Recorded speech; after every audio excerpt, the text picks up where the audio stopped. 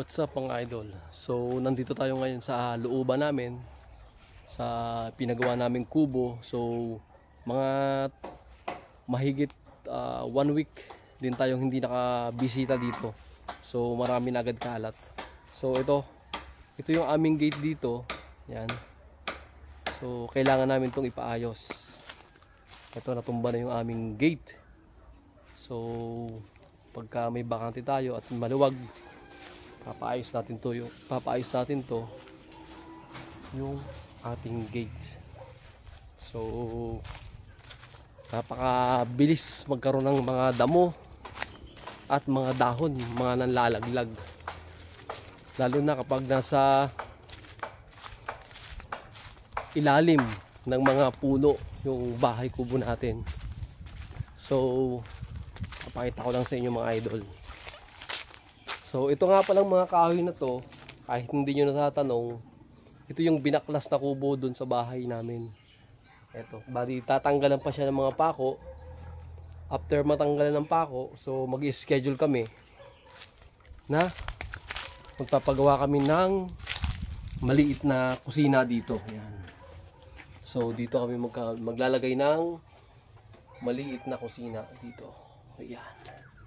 So napakasukal na, madumi na agad. Ang dami mga dahon. Kasi nga ito, nasa ibabaw na ito yung puno ng kaimito. Ayan, or star apple. Ayan. Napakasarap talaga ito. Napakalamig ng simoy. Simoy ng hangin, malamig.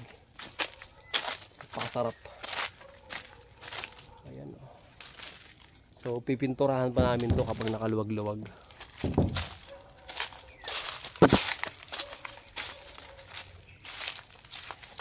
Para kami pag kumain dito, bumalik kami pagka isang araw, malinis na. Ayan, hinihintay lang namin makabitan siya ng sariling ilaw. At the same time nakikisaksak pa kami dito sa kabilang bahay.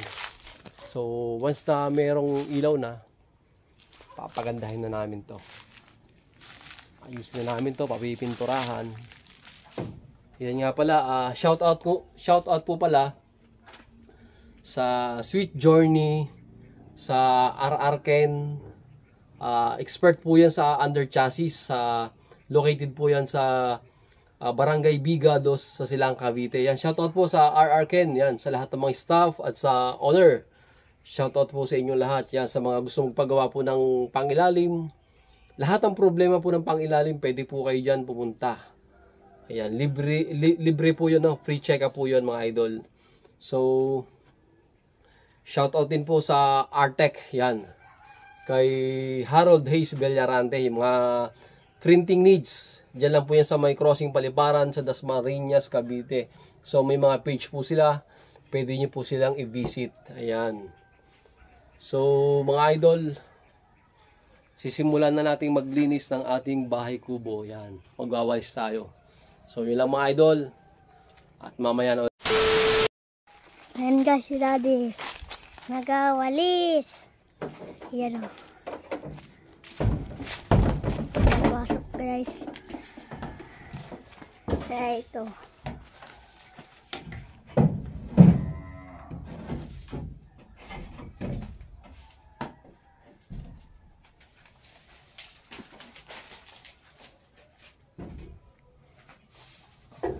Yan. Busy di Daddy at nagawalis ng kubo.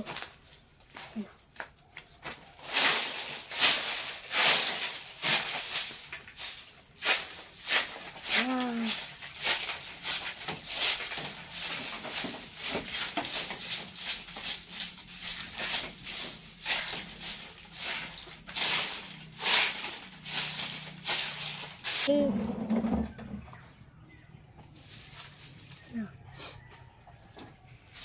At pag natapos na to, kabitan pa ng kuryente.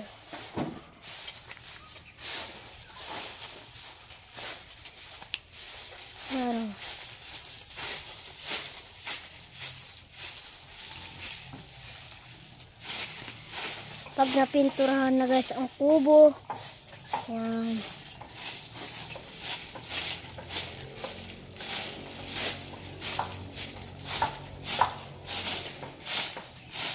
Ano?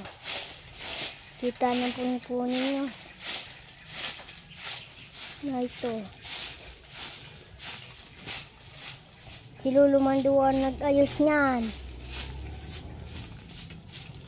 At pag-upload kami nun,